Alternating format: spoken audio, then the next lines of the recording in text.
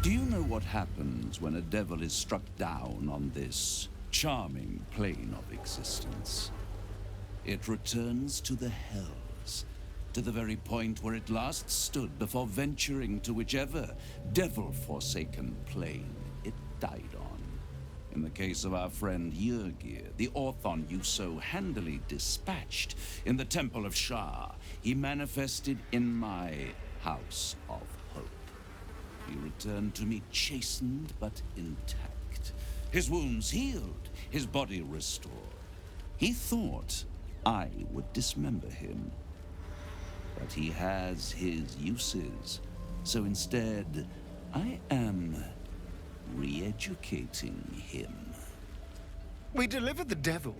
Now I want what I'm owed. We had a deal. Indeed we did. I discovered all there is to know about those scars of yours. It's a rather grim tale. Even for my tastes.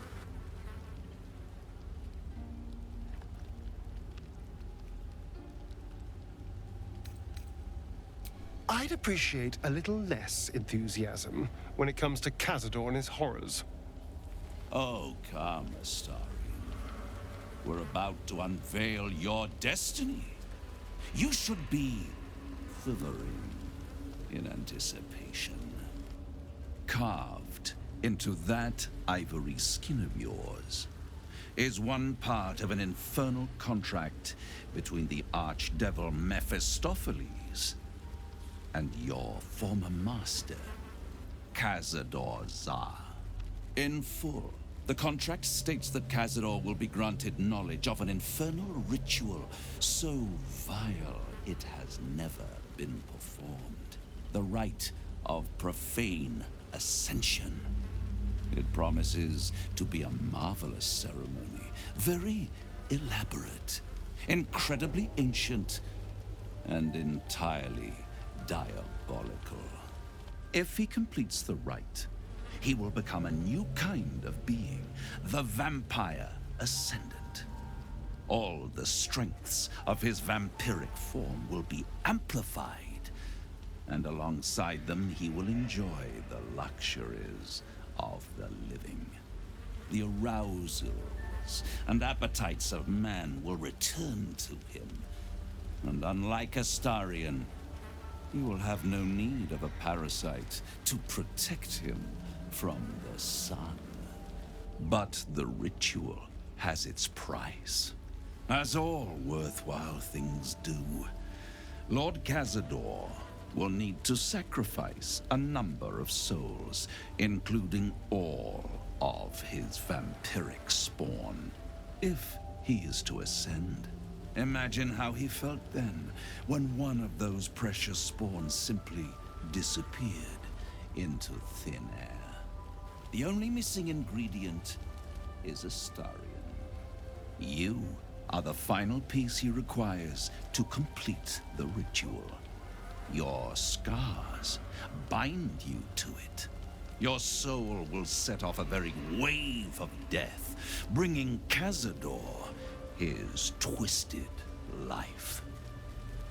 And that, my tragic and toothsome friend, is that. Now, if you'll excuse me, I have business elsewhere.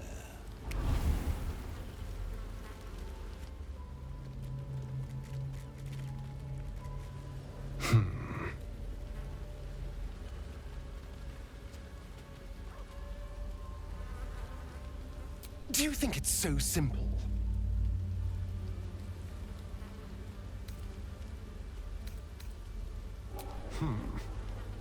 The idea definitely has appeal. I could get rid of the worm in my head and still walk in the sun. I'd finally be free of the hunger. And if I'm the key to this deal of Cazador's, perhaps I can turn this to my advantage. I need to take the fight to him, and I need you to help me.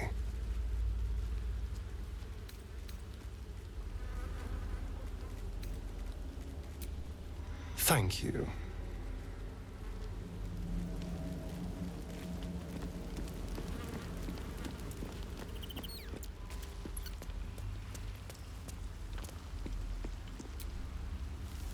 Yes?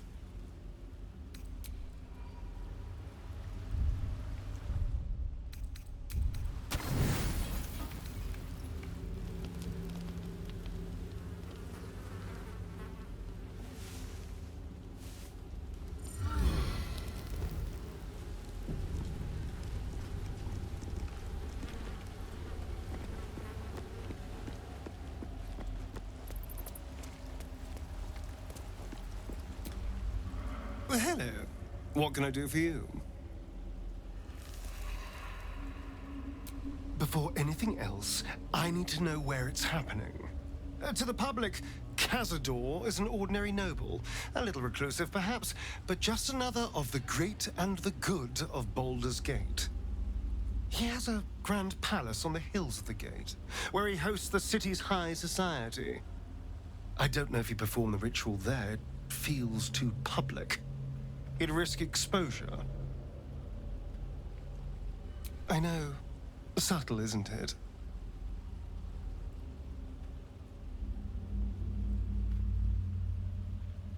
To where? For how long?